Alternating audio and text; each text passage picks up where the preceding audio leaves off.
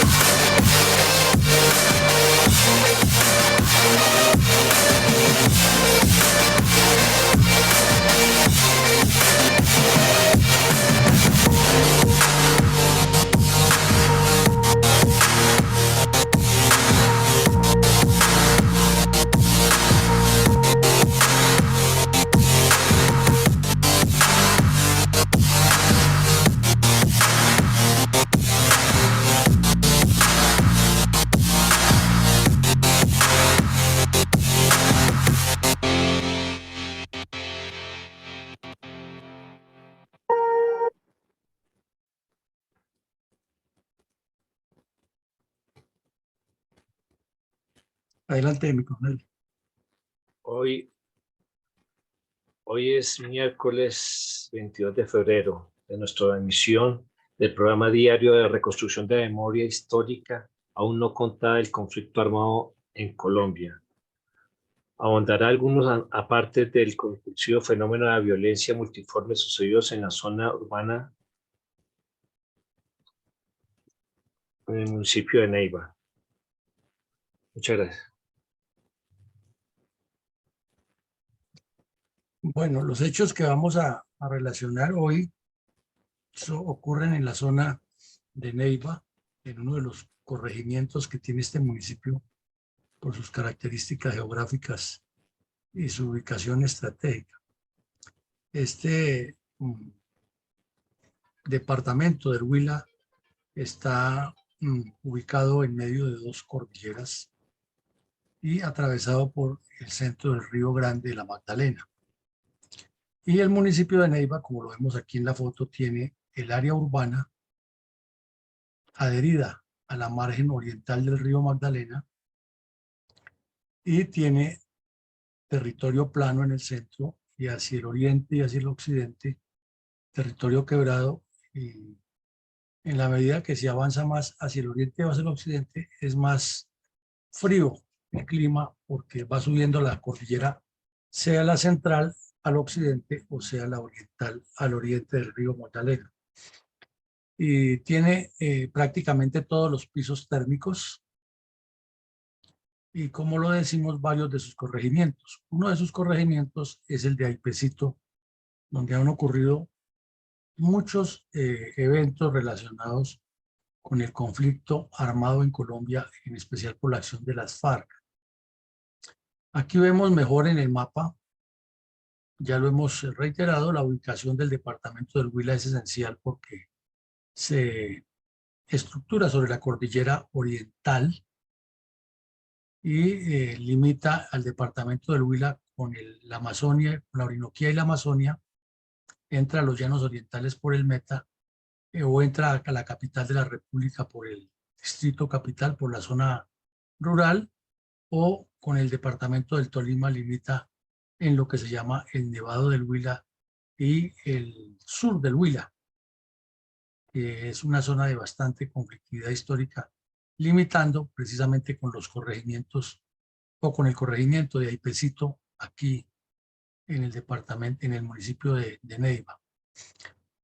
También vemos en el mapa, pues nuevamente ubicado el municipio de Neiva con la extensión lateral en un ángulo de más o menos 120 grados que va formando una franja alargada y tiene territorio amplio sobre la cordillera oriental y territorio amplio sobre la cordillera central, como lo decimos, atravesado por la mitad por el río Magdalena.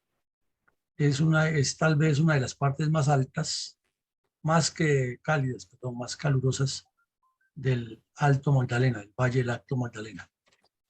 Y hay una área o una zona que la llaman el área metropolitana de Neiva o el norte del Huila, que tiene varios municipios que se atraviesan o se conocen por su cercanía con el municipio de Neiva o porque son turísticos, pero que infortunadamente han estado afectados por la presencia de la guerrilla. Entonces tenemos al sur a Campo Alegre, que tiene hasta una canción muy conocida que la entonan Garzón y Collazos, el municipio de Rivera, que tiene unos baños termales espectaculares y que tiene una larga historia también de presencia de las guerrillas comunistas de las FARC, y uno de los hechos más sonados es el secuestro y asesinato de unos concejales, una masacre en la sede del Consejo Municipal de ese municipio durante la época más cruda de la violencia en Colombia. El otro es el municipio de Palermo, por el cual se pasa yendo de Neiva hacia el sur en un pequeño tramo y se identifica muy como la parte cálida. Es que además Neiva y Palermo quedan muy juntos y no es sino cruzar un puente sobre el río Magdalena y ahí están los dos municipios cercanos. Mucha gente vive en Palermo y trabaja en Neiva, o vive en Neiva y trabaja en Palermo porque son muy cercanos. Está el municipio de Tello, que tiene alguna buena parte de petrolero, y el municipio de Baraya, que ya es más campesino, más agricultor, pero que ha sido afectado por la guerrilla. Y el municipio de Villavieja, al norte de Neiva, y Aipe, donde están una buena parte de la extensión del desierto de la Tatacoa y una geografía muy especial. Entonces es una zona importantísima desde lo geográfico. Ahora, al mirar lo geopolítico, toda esta zona que acabamos de anunciar aquí, pero en especial el municipio de Neiva, es que además de que el departamento articula el oriente con el occidente del país, el municipio lo hace por su configuración geográfica. Y aquí en esta puntica está el corregimiento de Aipecito, como lo veremos aquí en la foto mejor. Este es el mapa de Neiva. Vemos el río Grande de la Magdalena atravesando el mapa en ese sentido, o el territorio. Y otros ríos, el río Neiva, que también es muy conocido, que atraviesan la ciudad. Y al occidente de Neiva, en la parte alta de la cordillera, donde ya hay territorio templado para eh, sembrar distintos cultivos de ese piso térmico, entre otros el café, y también más arriba pues ya se puede sembrar papa y otros productos de clima frío, y sale al sur del Tolima y queda muy cerca de la antigua zona de Marquetalia. Resulta que cuando Tilo Fijo montó todo ese emporio, se asentó en esta región, pero lo aterrador de ese municipio lo veremos más adelante, o ese corregimiento, es el atraso en que ha vivido. Aquí vemos una foto del corregimiento y notamos que el atraso, el olvido, esto está enclavado en la cordillera central, allá como algo muy abandonado, y con unas carreteras malísimas que comunican a Neiva con su corregimiento, o también por el noroccidente de ese corregimiento que la saca aplanada a Tolima. Entonces ahí hay una larga historia de acciones criminales, algunas las hemos visto, las primeras emboscadas que cometió Tiro Fijo contra las fuerzas militares y asesinatos de campesinos, explotación de maderas. Y como vemos, es una zona quebrada, que está en la cordillera, deforestada, como lo que suele ocurrir en nuestras regiones, y con unas carreteras sin pavimentar y en muy mal estado. Aquí vemos otra foto de uno de los puentes colgantes que se han construido de manera irregular y sin ninguna planificación de mantenimiento, y de estos sí que abundan en la geografía nacional, con los riesgos que eso significa, que no tienen ningún control periódico, que hasta ahora por allá el el Instituto Nacional del Transporte ha ido destinando recursos y tratando de organizar eso, pero todavía quedan muchos en Colombia con esa situación de problema. Y aquí vemos una jornada cívica que organizan habitantes de la zona para limpiar las cabeceras de las quebradas, y podemos ver la deforestación que ha producido el ser humano con una madera que a todas luces se ve que no es madera comercial, sino que es otro tipo de madera que se debe sostener para conservar el ecosistema. Y eso pues va afectando el medio ambiente, va facilitando que las quebradas se llenen de residuos, de desechos, y ocurren los deslizamientos y los problemas de inundaciones en estos corregimientos. Algo que es muy reiterativo en la zona andina colombiana, tanto en municipios como en corregimientos.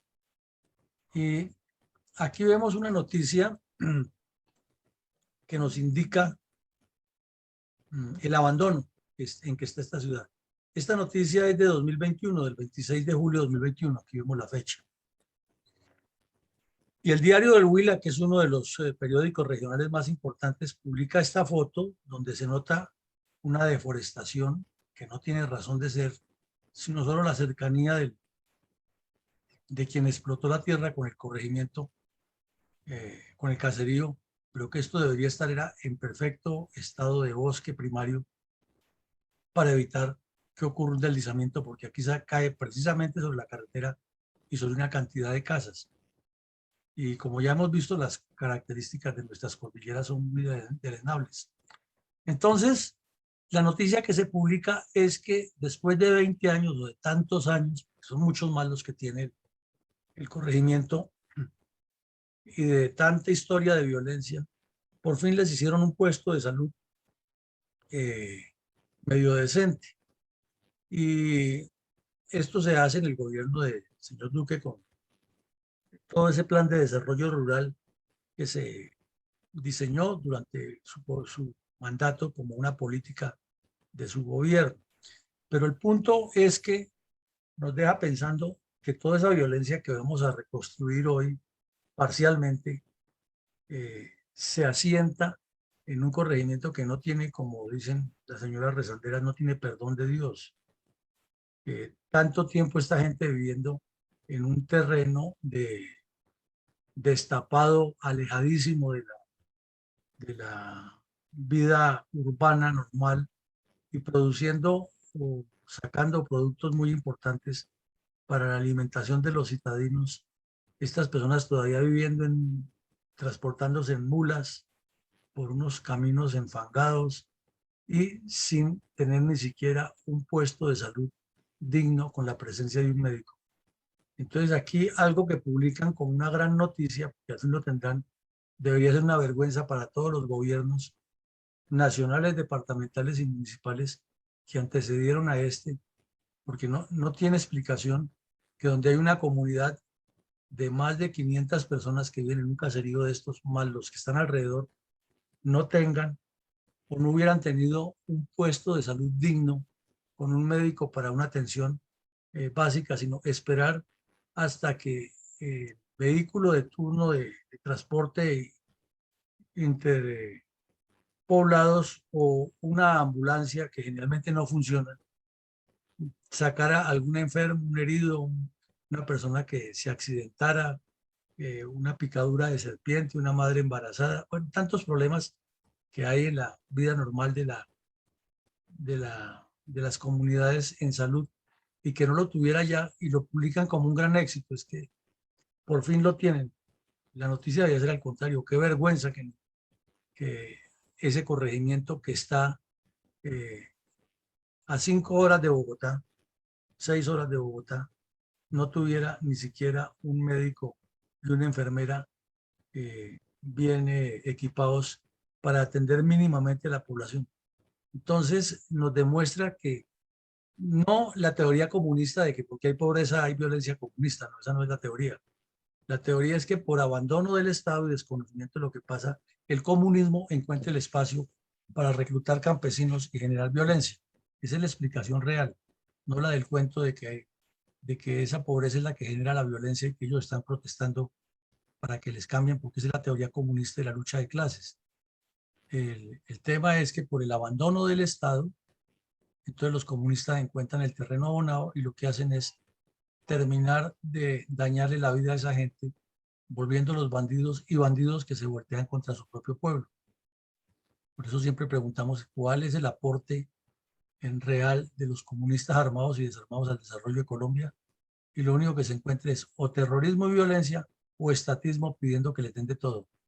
Pero estas comunidades necesitan mucha atención, educación para el uso de la tierra, educación integral para formar microempresas, apoyo de redes de mejores carreteras y organización de metodologías para que sus productos les sean mejor pagados y no se enriquezcan solamente los intermediarios, que es lo que ocurre. Adelante, mi coronel. Mi coronel, ¿cuáles podrían enunciarse entre los antecedentes tácticos, estratégicos y políticos más resaltantes de la baja en combate de los narcoterroristas alias Pedronel y Partehuesos, primero y segundo cabecilla de la cuadrilla 66 de las FARC en el corregimiento de Aipecito?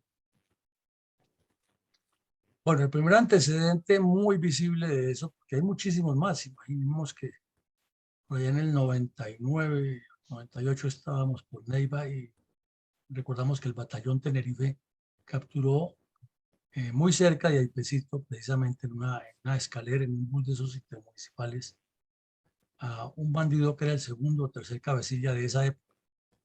Y para esa época Jerónimo Galeano reunía a las comunidades indígenas de la zona, porque hay varias etnias, y firmaba pactos de no agresión con los indígenas y lo publicaba y los medios del Huila le hacían el eco a esa noticia.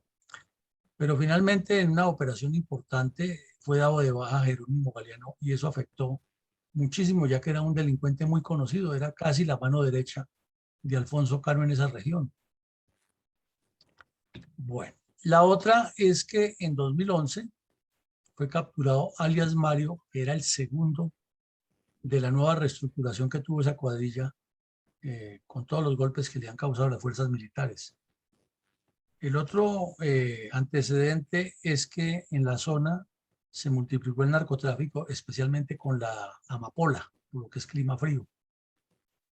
Y que Neiva, en su epicentro, por ser una tierra cálida y con la carretera principal, la ruta principal, pues se convirtió en el epicentro de negocios, inversiones y de paso de los narcotraficantes del centro del país hacia el Caquetá y en sentido opuesto, del centro del Caquetá hacia el centro del país. Y Alfonso Cano, que era el cabecilla de la región norte del Huila y sur del Tolima y oriente del Cauca y parte del viejo Caldas, dirigiendo lo que se llamaba el autodenominado Comando Conjunto Central, siguió las instrucciones del secretariado, que era entrenar a muchos comandos terrestres que llamaban pisasuaves. Entonces estas cuadrillas no solamente se volvieron muy violentas contra la población de esa región, sino que casi todos sus integrantes recibieron instrucción como comandos terrestres. Eran cuadrillas cualificadas para el combate porque no eran guerrilleros comunes y corrientes, sino con entrenamiento en explosivos, inteligencia, en manejo de radios, ya que estaban desarrollando lo que siempre decían y dicen los comunistas, es que un cuadro político comunista debe formar a más cuadros. Con eso, los que queden siempre estarán dispuestos a formar y formar más guerrilleros y esos guerrilleros más dirigentes y así se puede estimular a la masa revolucionaria para que se tome el poder. Otro antecedente importante es que durante el periodo de la zona de distensión del 98 al 2002, allí tuvieron un gran espacio, dada la cercanía con el Caquetá, con la zona de distensión, para avanzar en ese proyecto, reclutar a muchos campesinos jóvenes, niños, entrenarlos y vincularlos a todos esos temas de los pisasuaves y los especialistas en combate terrorista. Y pasó un periodo en el que hubo muchas acciones de retaliación hasta que llegó a los diálogos con el señor Santos y sus enviados a Cuba y el desafío para el Estado se mantuvo y antes creció. Y desde luego el desafío para las FARC de sostenerse también era grande porque durante el gobierno de la Estrategia de Seguridad Democrática la presión militar fue mucho más fuerte en esa región, habida cuenta que se tenía suficiente información de inteligencia y que es una zona, como ya lo vimos en el mapa, esencial para el crecimiento de las FARC y su avance hacia la capital de la República. También hay como antecedentes muchos ataques terroristas impactantes ahí en la zona. Pues recordamos una emboscada grande que le hicieron a la 9ª Brigada, recordamos el secuestro de habitantes del edificio de Miraflores, recordamos el secuestro del avión de ACES, del avión de Aires, donde se llevaron al parlamentario Hechen. Recordamos también la casa bomba contra el presidente Uribe y muchísimos más actos terroristas impactantes, porque lo hacían los pisasuaves. Ahora, nos faltó decirlo y es bueno aclararlo aquí. ¿Por qué también había tanto bandido entrenado como pisasuave o comando terrestre? Es porque la escuela de formación de esos criminales, o una de las escuelas, la tenía el tal Paisa, ahí en la zona de Distensión o en el Caquetá. Entonces, como no están lejos, muchos de estos jóvenes los reclutaban, los entrenaban y luego los llevaban a que se refinaran en las escuelas de Pisasoes. Y por eso había fuerza suficiente y capaz por parte de las FARC para cometer este tipo de acciones demenciales, criminales, incluida la del sujeto que infiltraron como soldado y que le colocó los explosivos al batallón Magdalena en su alojamiento. El reclutamiento de campesinos, de niños y sobre todo de niñas fue muy grande en esta zona y es algo que no se menciona en el informe del señor de Rux.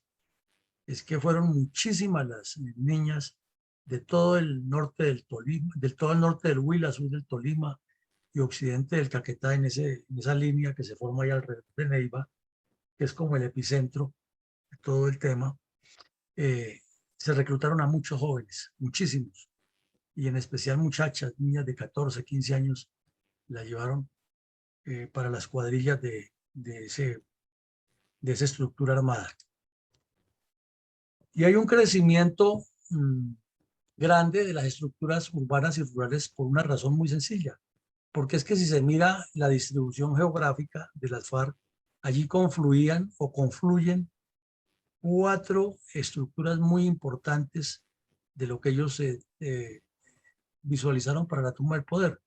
Por el oriente estaba el bloque oriental, por el occidente estaba el Comando Conjunto Central del señor Catatumbo, por el sur, el bloque sur, que cometió tantos crímenes también en esa región bajo el mando del Gago Gómez y de Joaquín Ramírez. Entonces, si se mira sobre el departamento del Huila, confluían de afuera hacia adentro estas cuadrillas y de adentro hacia afuera la historia de que ahí nacieron las FARC y que ahí fue que el Partido Comunista visualizó poner el epicentro para instalarse en el Pato, en Marquetalia y diseminar la revolución hacia el centro del país y establecer las retaguardias estratégicas en el sentido inverso, o sea, hacia el exterior.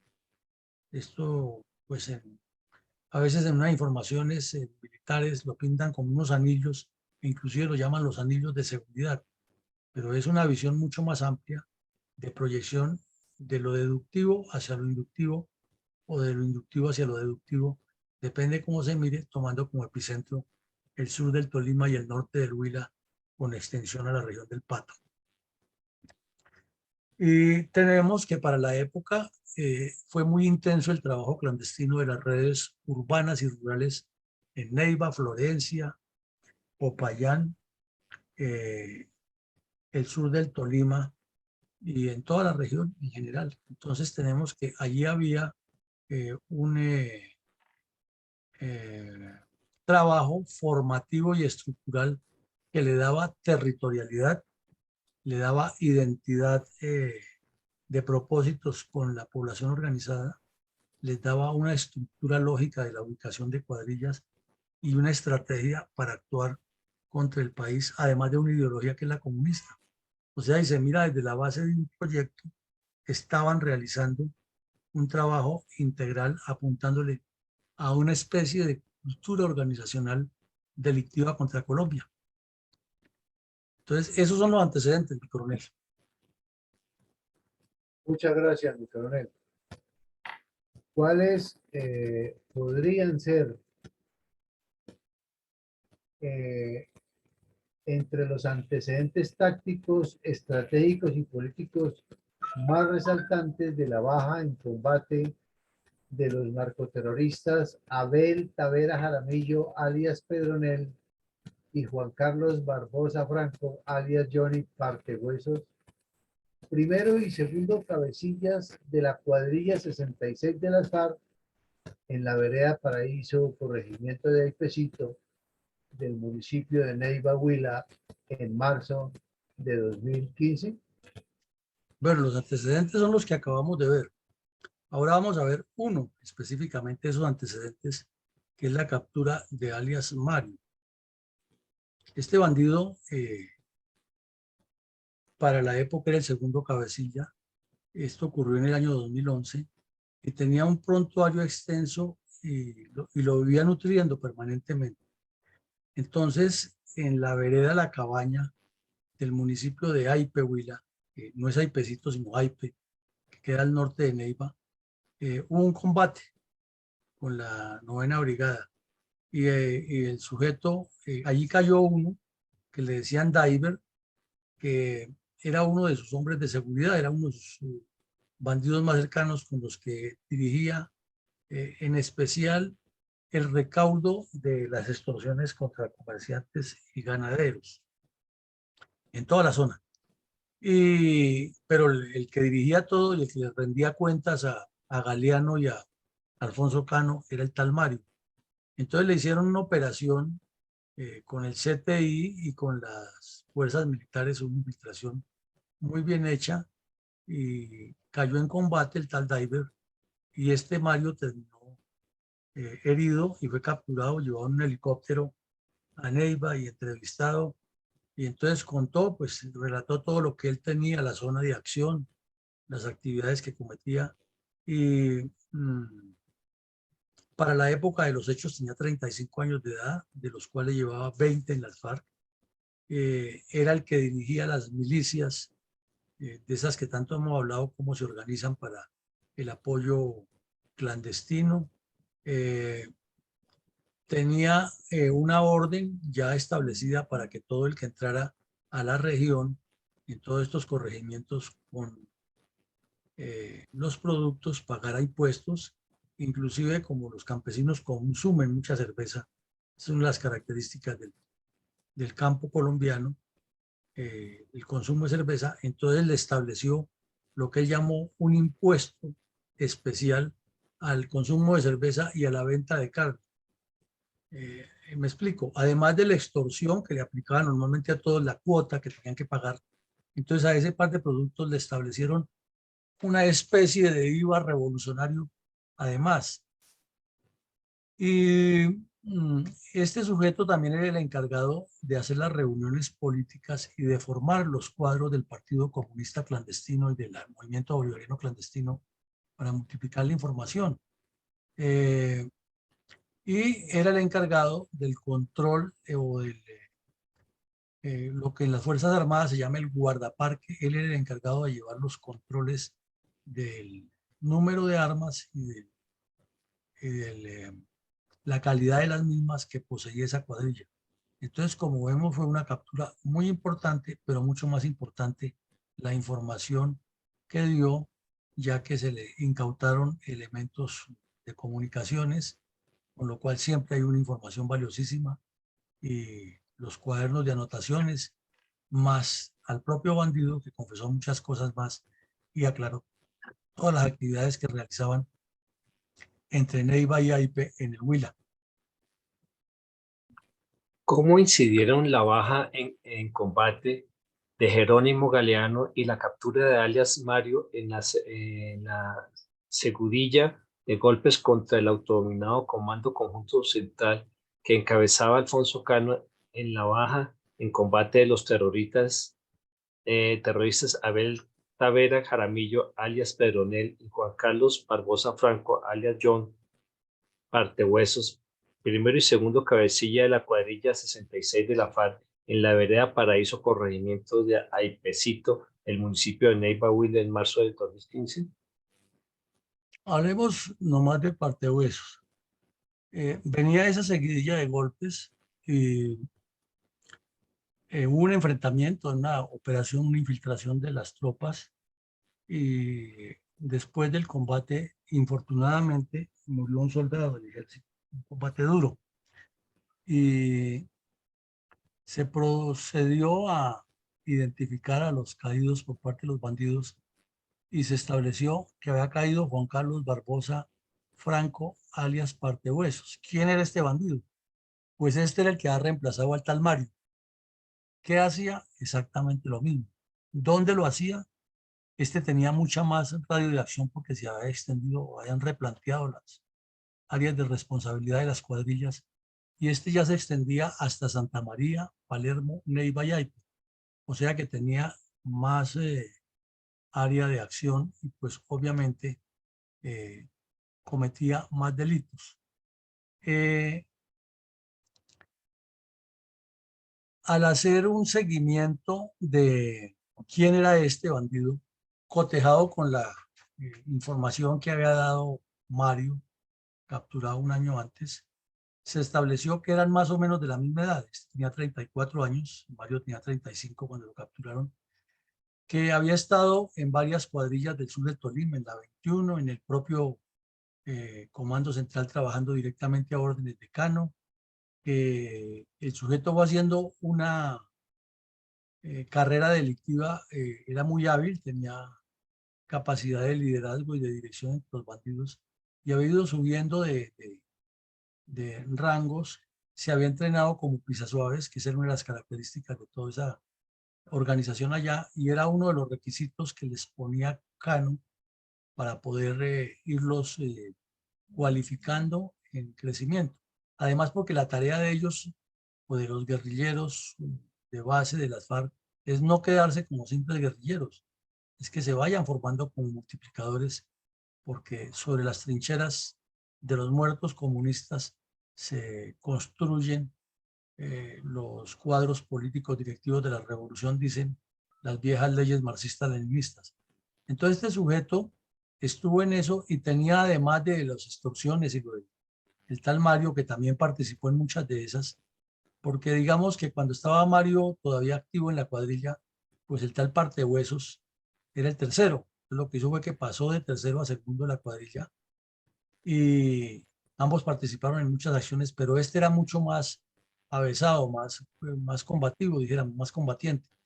Y este ha participado en el asalto a la estación de policía de Santa María, en un ataque a la base militar de llamada Las Brisas, que tenía la 9ª Brigada, y tenía un apodo que lo llamaban Partehuesos, era por su crueldad en el momento de actuar contra quien mataba. Y por ejemplo, cuando las FARC aplicaban lo que llamaban la justicia revolucionaria contra los propios delincuentes, entonces era el encargado de descuartizar los cadáveres y de partir los huesos, por eso lo llamaban partehuesos. Entonces la joyita que cayó en ese combate no era cualquier cosa, el señor Partehuesos. Adelante, mi coronel. ¿Cómo describió el diario El Tiempo la confirmación de la baja en combate del terrorista Abel Tavera Jaramillo, alias Pedronel, cabecilla principal de la cuadrilla 66 de las FARC en el corregimiento de Aipecito del municipio de Neiva, Huila, en marzo de 2015? Bueno, mi coronel, es que resulta que ya vimos que en ese combate, que fue muy duro y perdió la vida infortunadamente un soldado, y que participó gente del CTI, que fue una incursión especial, fue una operación especial. Se confirmó la muerte del tal Partehuesos, que eso era un golpe durísimo, pero Partehuesos, ya lo vimos, era el segundo.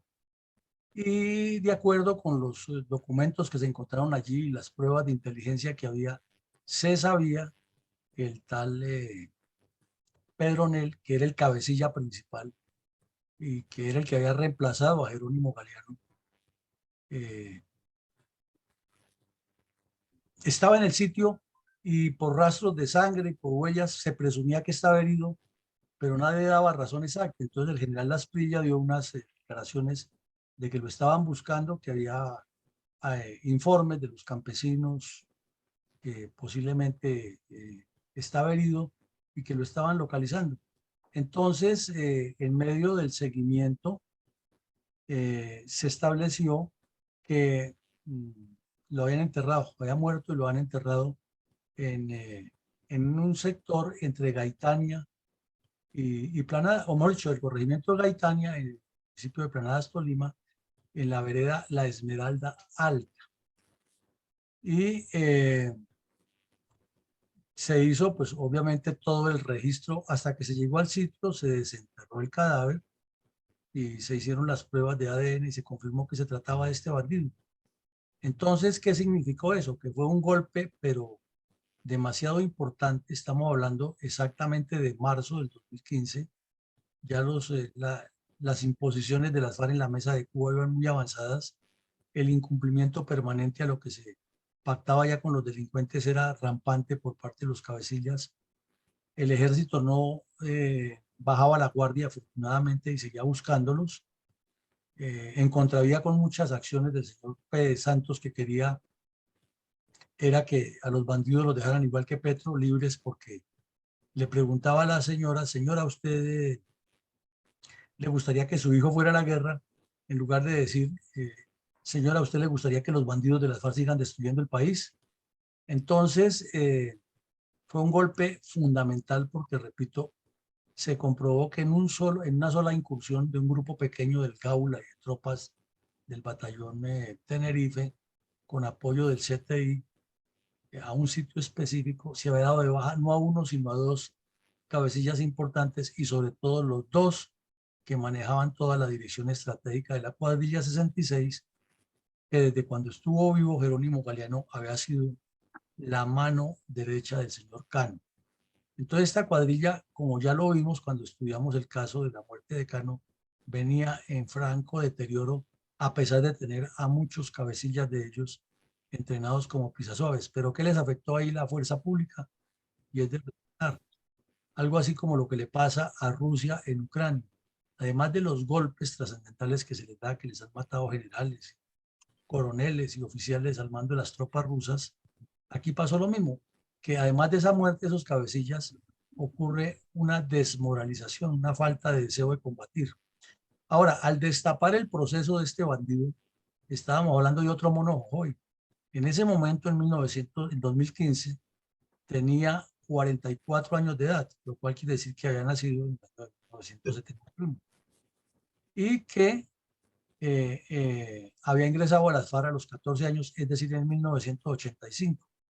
¿Quién lo ingresó a las FARC y dónde? Pues el Mono Jojoy en el Caquetá, porque fue cuando el Mono Jojoy fue el mandacallar en el Caquetá en la época del 85 al 90, donde se hizo famoso por su crueldad y por la cantidad de crímenes que cometió y por la cantidad de niños que reclutó.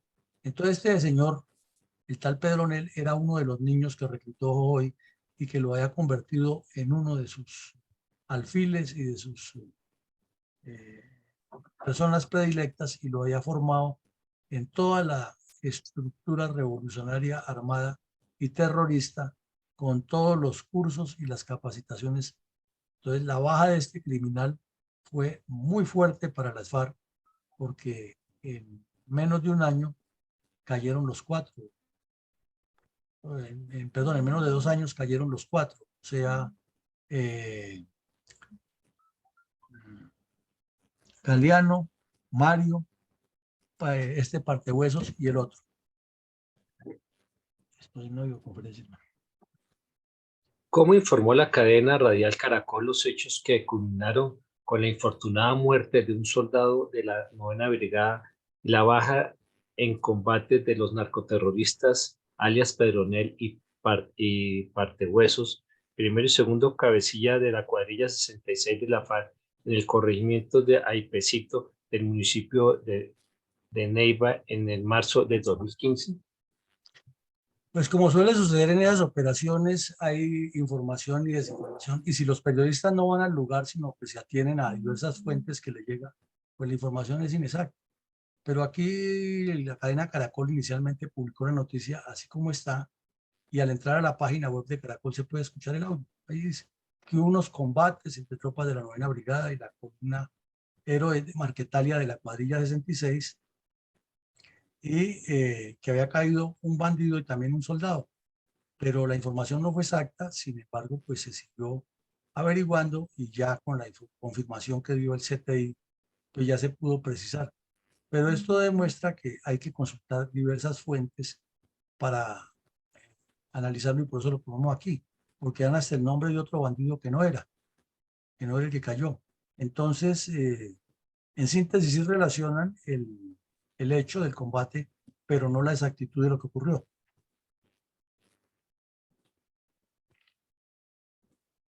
Mi coronel, ¿cómo entender que mientras los cabecillas principales de las FARC imponían sus condiciones en Cuba, los delegados de Juan Manuel Santos, la Fiscalía General de la Nación capturó en el corregimiento Aipecito a 4 narcoterroristas señalados de estar cometiendo atrocidades contra la población civil de esa región?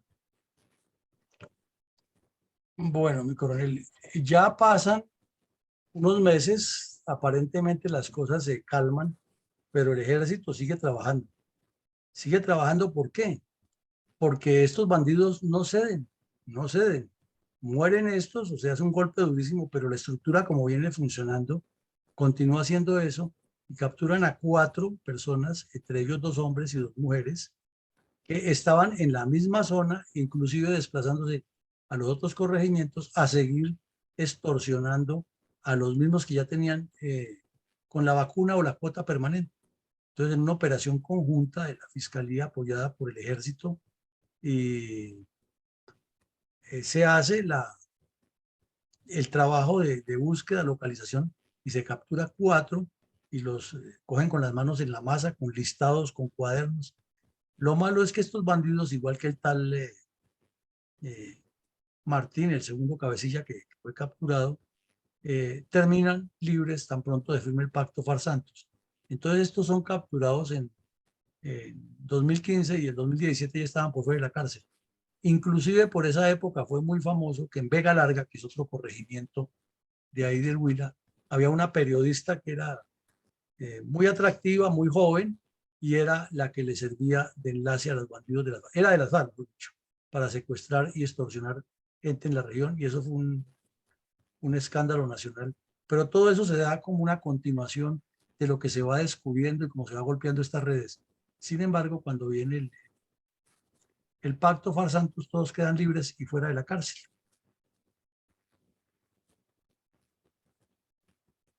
Mi coronel, pese a que preexistía un cese al fuego bilateral pactado en Cuba, en 2015 se presentó uno de los tantos incumplimientos por parte de las FARC, materializado en muertes de soldados y terroristas en combate. ¿Cómo sucedieron estos hechos? Bueno, mi coronel, entonces después ocurrieron más enfrentamientos y otra vez en la misma zona, o sea que las cosas no pararon y volvió a haber el mismo problema de que un enfrentamiento y murió un soldado y murió un bandido. Esto ocurrió en el 2016. Entonces ahí vienen las declaraciones del nuevo comandante de la brigada, que se está operando, que se dio de baja un bandido, que se trabaja por recuperar la movilidad de los campesinos, etcétera. Pero lo que demuestra esto es que este hecho ocurre en el 16, cuando ya casi se estaba firmando el pacto FARC-Santos. Entonces uno se pregunta si en Cuba estaban avanzando tanto y ya se hablaba de la supuesta concentración y desmovilización de estos bandidos, ¿por qué seguían en las mismas? ¿Y por qué seguían asesinando soldados? Y seguían... Entonces eso es lo que no cuenta el informe de la verdad y es lo que produce como disgusto, ¿no? Que está diciendo es que es el informe de la verdad y de verdad no tiene nada porque no relata estos hechos, y siempre se salen por las ramas diciendo que es que en todos los procesos de paz habrá algunos que son disímiles, unos que son díscolos, pero que eso funcionó. ¿Cuál funcionó? Ahí estamos viendo los hechos. Estos delincuentes siguieron y siguen, porque más adelante estos mismos son los responsables del asesinato de unos policías en el gobierno de Petro.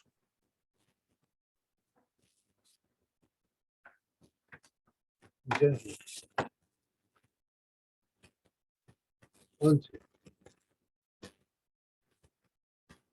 Vicencio. Pese a la preexistencia, 11.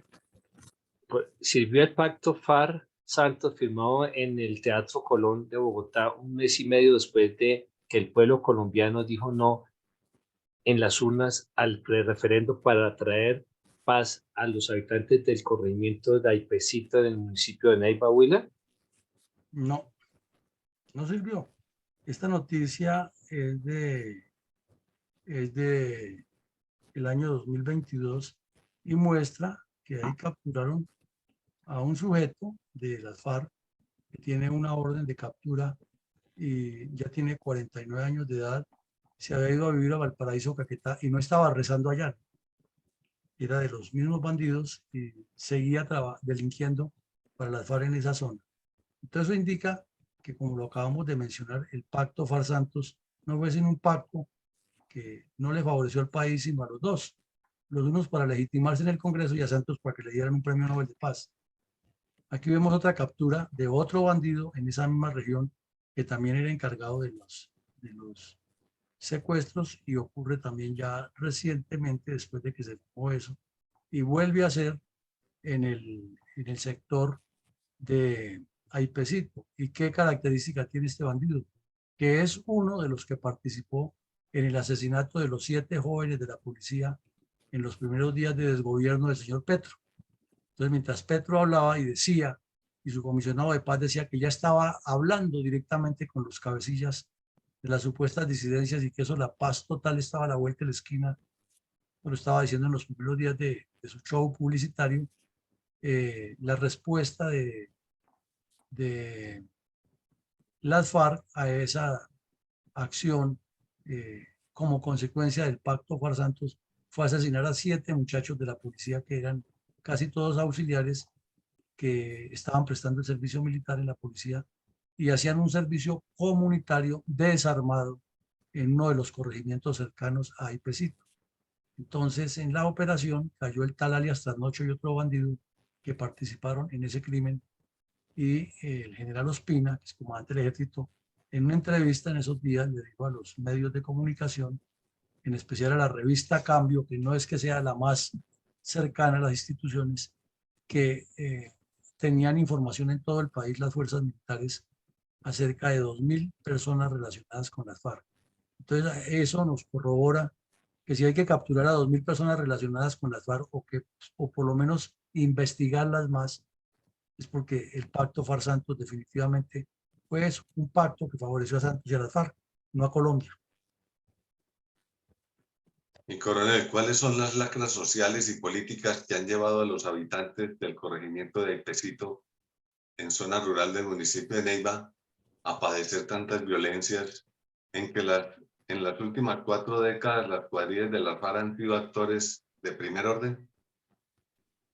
Pues, mi coronel, las lacras sociales como que las hemos visto al recorrido, y esa imagen que nos queda de recuerdo, por eso la colocamos de primero, que en 1920, que en 2021 organizan como un festival, se podría decir, de felicidad, porque les ponen un puesto de salud que nos da la pauta de todo lo que hay alrededor de eso. Sin duda tiene que haber no solo el olvido, sino un alto índice de corrupción. Porque ¿cómo es posible que el Ministerio de Salud, la Secretaría de Salud Departamental, la Alcaldía de Neiva, que no es una alcaldía pequeña, que tuvieron hasta un cura que dijo que iba a transformar, el padre Lorenzo, que fue alcalde allá, y eso les prometió a los neivanos que iba a cambiar el mundo, que él iba hasta pavimentar el río Magdalena ahí por el lado de Cruz en Neiva, y su alcaldía fue muy discreta. Después hubo una señora que estuvo viviendo en el batallón porque decía que la iban a matar las FARC, y luego los mismos bandidos de las FARC dijeron que no, que ella y la familia de ella trabajaban para las FARC. Entonces quedan muchas dudas de lo que ha sido el gobierno y el desgobierno de los políticos de ella. Y cuando secuestraron al señor Hechen, el Tiro Fijo mismo dijo que lo secuestraron ya para hacerle un juicio y fusilarlo, lo que según la FARC le tenían de la cuerda pisada. Pero como cayó Ingrid Betancourt secuestrada, entonces ya se convirtieron fue en una mercancía de intercambio y de difusión publicitaria, y cambiaron el tercio. Pero eso indica que es que la corrupción, la falta de foco de los dirigentes políticos y el abandono en que han estado estas regiones, como que todos hacen una sinergia negativa, una tormenta perfecta, para que los comunistas tengan el espacio donde poder actuar y donde poder convencer a los campesinos. Entonces, por ejemplo, hay cosas como estas. Un puesto de salud de esos no tiene ni dónde sacarle una muela a un campesino, a un niño que se le deteriora por una caries y produce los abscesos y inflamación, y toca extraer la pieza dental, en otras palabras. Como no hay quien lo haga en el centro de salud, llega el enfermero de la guerrilla y les quita la muela, les aplica un antibiótico y les da un calmante, entonces lo llaman doctor, y a ese le agradecen más que al Estado. Que un campesino pelea con otro porque la repartición de las aguas, de las sequías, a las acequias, como llaman ellos. La palabra es acequia, ellos le dicen la sequía. Y no hay quien les resuelva, porque el inspector de policía no tiene dientes, no tiene quien lo apoye, porque está presionado por las FARC, y llegan los cabecillas de las FARC, reúnen. Aquí se acabó el problema. Tantos días a la semana tiene usted el agua y tantos días tiene el otro. Y si no les gusta, ya sabe lo que hacemos. Y arreglan el problema y lo hacen convivir a las buenas. Que un borracho se pasa de calidad y rompe el establecimiento o le casca a otro o hace algún problema, entonces lo cogen las FARC y lo alinean, lo obligan a trabajar tantos días, a que pague una multa y a que repare los daños que hizo. Entonces ahí está la autoridad de ellos. Ese es el problema del Estado, no es de las fuerzas militares ni la policía, es el Estado. Y eso pues alrededor tiene una cantidad de lacras que se suman. Adelante, mi coronel. ¿Cómo resalta nuestra fundación la memoria de los niños víctimas de la crueldad y la sevicia de las FARC, y en este caso específico en todos los hechos que desencadenaron la baja en combate de los narcoterroristas alias Pedronel y alias Johnny Partehuesos, primero y segundo cabecillas de la cuadrilla 66 de las FARC en el corregimiento de Aipecito del municipio de Neiva, Huila, en marzo de 2015? Bueno, mi coronel.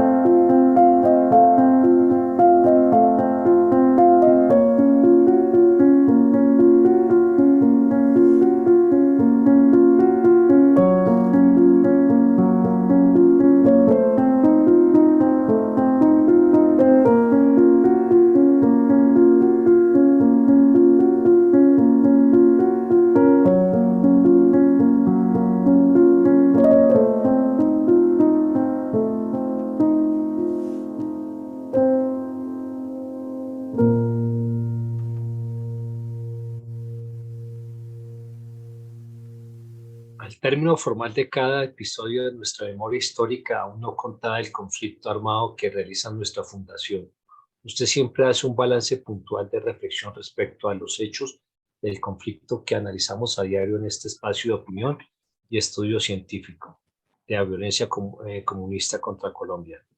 ¿Cuáles reflexiones estratégicas tienen hoy respecto a la baja en combate de los terroristas alias Pedronel y Partehuesos, primero y segundo cabecilla de la cuadrilla 66 de la FARC en el corregimiento de Aipecito, del municipio de Neiva, Huila, en marzo de 2015? Primero, lo acabamos de decir al cierre, hay un desconocimiento total y supuestamente las FARC se desmovilizaron y se acabaron. Asumamos que fue cierto, que fuera cierto. Entonces quiere decir que la dirigencia política de toda esa época nació, creció, vivió y algunos murieron, otros morirán más adelante sin conocer ni entender nunca el plan estratégico de las FARC. Pero como las FARC no se han acabado, quiere decir que los que quedan vivos y los que siguen en la dirigencia política ignoran completamente el plan estratégico de las FARC, sobre todo en lo que tienen diseñado para realizar en los departamentos de Huila, Tolima, Cauca y Caquetá. Ahí, dentro de la población colombiana y dentro de quienes deberían estar reviviendo esto, como son el mismo Estado colombiano, la parte gubernativa me refiero, la academia, los medios de comunicación y los que llaman tanques de pensamiento y centros de investigación, es la gravedad de estas acciones. Porque todo lo que hemos visto que hacen estos delincuentes en esa región, eso no puede quedar simplemente en la anécdota generalizada de que hubo acciones propias de la guerra de guerrillas como la extorsión y el secuestro y las ejecuciones, como llaman. O sea, ni siquiera dicen los asesinatos, sino las ejecuciones. Y ya, con eso quedó arreglado. Pero los bandidos fueron y reconocieron que sí, en un tribunal hecho a la medida de ellos y no pasó nada. No, esto no puede quedar en el olvido y hay que seguirlo repitiendo para que la historia no quede atrás. Si los judíos no hubieran mantenido esa perseverancia de sostener lo que ocurrió en el Holocausto, pues hoy el mundo ni siquiera sabría que existe un holocausto contra ellos en la Segunda Guerra Mundial. Entonces hay que sostenerlo. Si los cristianos no hubieran sostenido la persistencia de cómo fue que fue crucificado Jesús, pues hoy la humanidad ni siquiera sabría que existió Jesús. Así de fácil.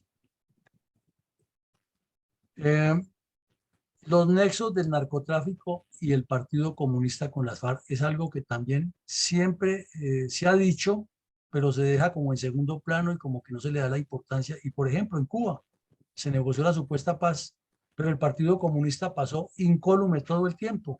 Nadie lo mencionó para nada y no se tocó. Y todos esos bandidos dicen, nosotros somos comunistas, marxistas, leninistas, y estamos aquí en maridaje con Cuba, pero Cuba es el garante, o sea, es de los mismos y es el garante.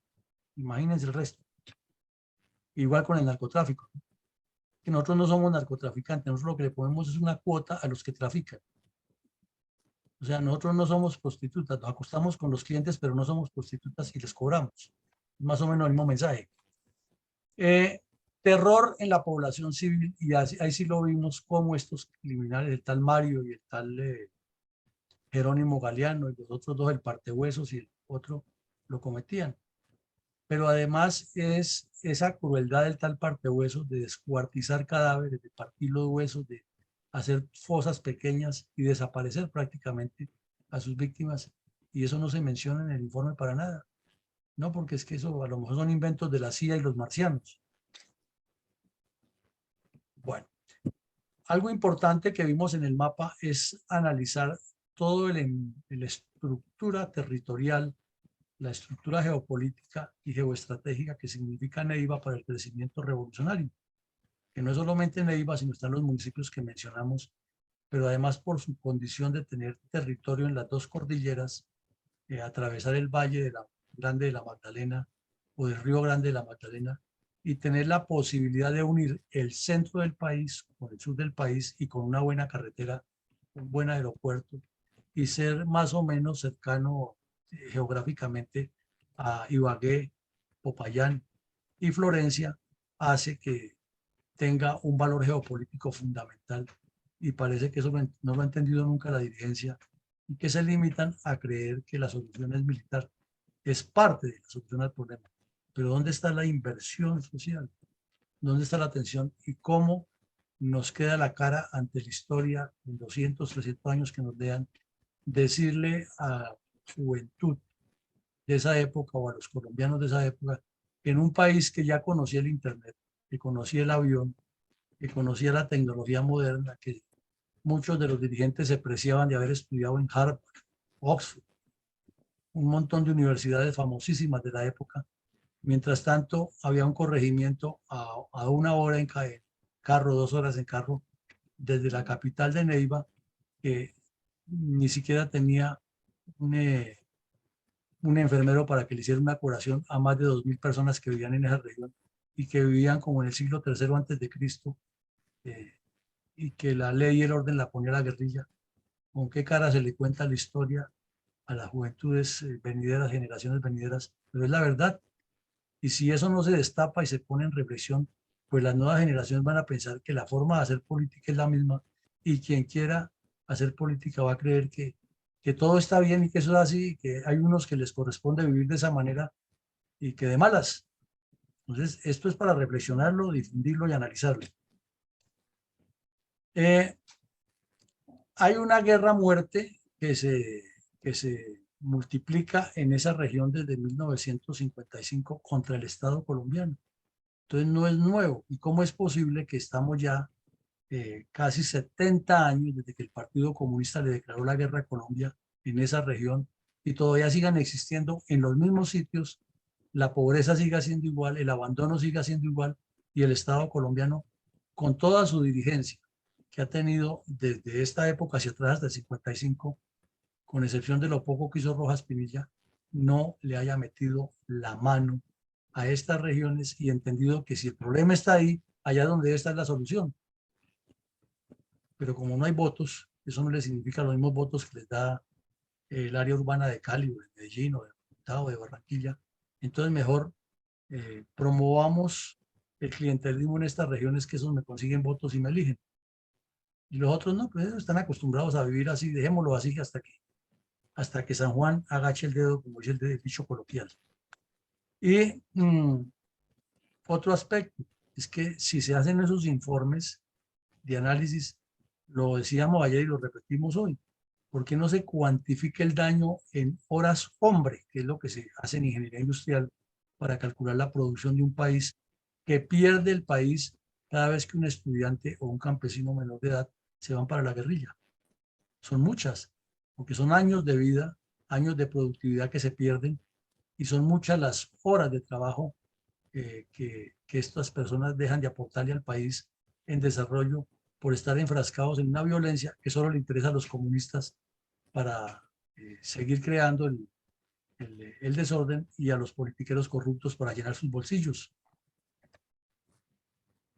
Y aquí vemos que en los dos casos se suman, porque el problema sigue, y el asesinato de los 7 policías en la misma región, ahora en el gobierno de la paz total, nos indica que eso tiene unos antecedentes grandes y que hay muchos responsables.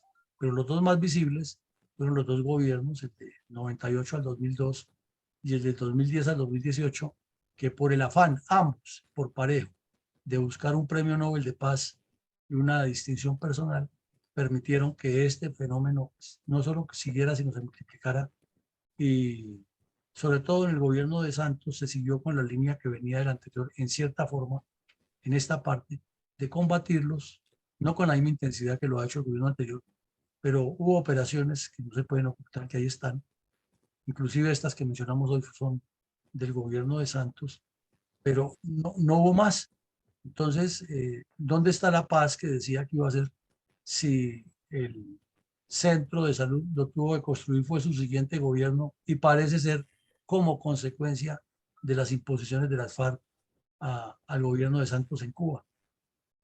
Aquí el tema es profundo, y por eso cuando dicen que el país está descuadernado y que hay que sacar a Petro del poder, pues claro que hay que sacarlo, porque él comulga con todas estas ideas totalitarias, y sería un fatal para los colombianos que se prolongue su gobierno. Eso es una realidad. Pero lo cierto es que tampoco tienen que volver a ser los mismos que nos llevaron a ese estado, retornar como si no hubiera pasado nada, y aquí estamos y ya estamos felices porque se fue el demonio con cachos y con cola. Entonces, esto es de fondo, es de reflexión, y tiene que inducir a los colombianos a pensar que las soluciones son estructurales y no simples coyunturas. Y finalmente, vemos que todo el tiempo ha ocurrido lo mismo: nexos internacionales, legitimación por medio de distintos entes, terrorismo para presionar, y diálogo. Lo que necesita es diálogo. Claro que se necesita el diálogo para resolver el problema, pero también hay que resolver el problema donde estos incuban y hacerlos que paguen ante la ley los delitos que cometieron. Mi coronel González, suyo el análisis. Gracias, mi coronel. En las veredas del municipio de Neiva han proliferado focos terroristas de las FARC, que han causado innumerables crímenes en sus habitantes. En una de ellas, localizada al occidente del casco urbano, denominada como Maipecito, fue asediada por tradicionales bandoleros comunistas, que se dedicaron al crimen y el chantaje de sus habitantes. De ellas han provenido múltiples actos terroristas en el mismo casco urbano de la ciudad de Neiva, y también surgió el grupo terrorista que hace tan solo unos pocos meses causó la masacre de 7 de nuestros policías en esa zona. Estos focos bandoleros se iniciaron desde los tiempos de las repúblicas independientes que se crearon en el sur del Tolima, donde sobresalió la mal llamada República Independiente de Marquetalia. Al mismo tiempo que sirvieron de apoyo para las marchas de los bandoleros de tiro fijo, cuando debieron abandonar el sur del Tolima por persecución de las Fuerzas Armadas, y por eso se dirigieron a la cordillera oriental, hacia la región del Pato, cruzando por la ciudad de Neiva para tomar la ruta de subida a la cordillera por el municipio de Algeciras y llegar a ese destino. Allí pretendían crear un nuevo foco de insurgentes que buscaban extenderse hacia la región del Guayabero y de los llanos orientales.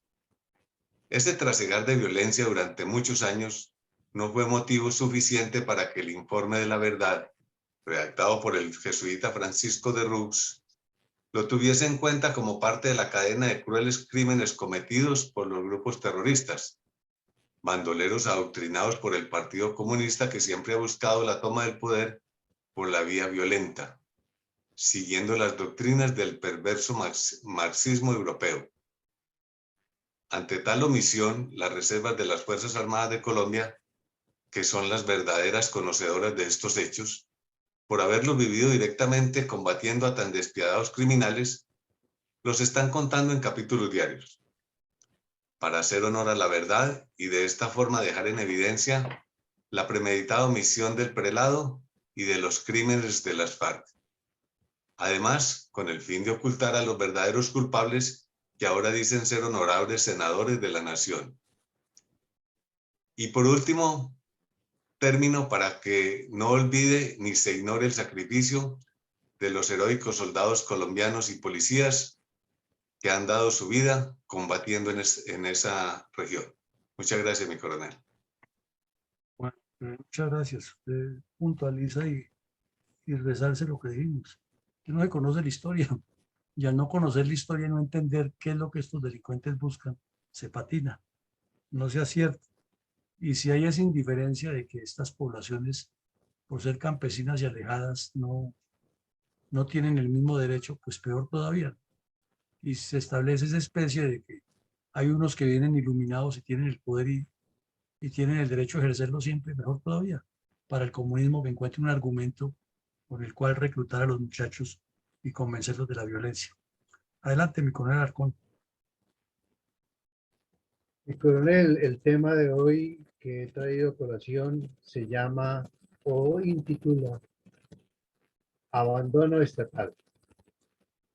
Cuando uno arrastra un país cazando pactos, como se dice, a rajaleña, sin tener en cuenta la voluntad del constituyente primario, el pueblo que dijo no, ahogamos el país en situaciones de hambre y pobreza, enviando la economía al piso y más violencia de la ya vivida, y después salimos con el cuento de que la guerra en Colombia ha terminado,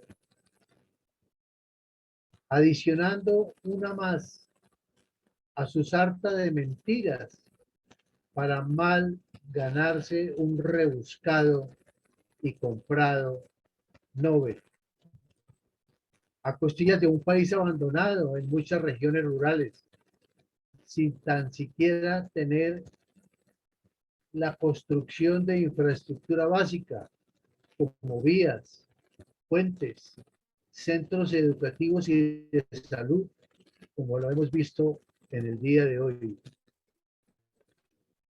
Porque todo termina llenando los bolsillos de politiqueros y contratistas deshonestos, rellenos de corrupción, no solo por el robo del dinero, sino por el robo social, pues se sume más en el atraso las regiones y sus gentes.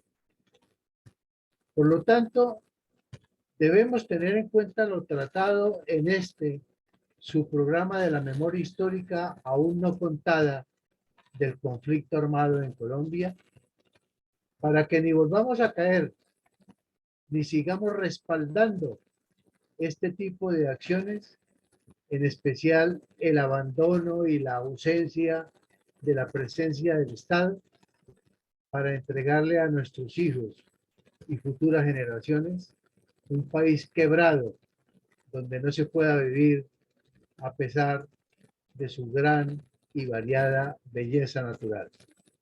Muchas gracias, mi coronel. Perfecto. Bueno, sí, es que hay que trabajarles a la juventud. Es la juventud la que hay que generarle la conciencia del país que van a manejar ellos y desde luego dar el ejemplo de los que quedan todavía en el poder, que es construyendo y no apropiándose de los recursos ni ignorando a las comunidades que lo necesitan. Adelante, Vicencio. Sí, es una realidad. Todos estos aconteceres que a diario se transmite en la fundación, vemos la indiferencia total y el desconocimiento de las nuevas generaciones de los hechos ocurridos en nuestras décadas anteriores. Como son milenios, solamente lo que ha sucedido y medianamente ha sucedido en los últimos 10 o 15 años, ellos están enterados o no enterados, le han contado o le han escuchado en algún lado. Pero la realidad de nuestro país, nuestras realidades, nuestros dolores de nuestros soldados, nuestros policías, nuestros infantes de marina, nuestros pilotos, y nadie lo cuenta. La indiferencia total, total. Regiones como esta también del Huila, Neiva, que nosotros conocemos y han sido atacadas y seguirán siendo atacadas. Y la Comisión de la Verdad salen en los periódicos los fines de semana. Este fin de semana salió un nuevo capítulo de la entrevista a nuestro sacerdote jesuita, y que lo único que hace es vanagloriar y hacer sus politiquerías de la Comisión de la Verdad nomás. Muchas gracias. Bueno, pues usted le apunta también a algo muy concreto, y es que si no hay veracidad, si no hay compromiso y si no se desideologiza el tema de la solución a los problemas estructurales, es que los colombianos ni nacimos ni tenemos el ADN para ser comunistas. Nuestro pueblo es un pueblo alegre, fiestero, es un pueblo que le gusta la libertad, que le gusta vivir en paz, que le gusta la convivencia en las comunidades pequeñas. Entonces, allá es donde hay que llegar a trabajarle a eso y evitar que los utilicen unos con el cuento de que somos la derecha que estamos salvando esto del monstruo comunista, y que los utilicen los comunistas para reclutarlos y volverlos en bandidos y terroristas. Y entonces el país, la gente que trabaja, la que paga impuestos, la que quiere sacar la familia adelante, sufriendo, alterada, sin tener el desarrollo, sin poder hacer empresa por esta acción. Pues llegamos al final del ejercicio. Les agradecemos mucho su asistencia. Los invitamos esta noche, que tenemos una actividad académica muy importante relacionada con la presencia de la Policía Nacional en todos estos procesos de cambio del país, y cuál es la Policía Nacional que algunos oficiales experimentados nos sugerirían que debería tener Colombia en esta coyuntura. Feliz día para todos, y los dejamos con nuestro mensaje.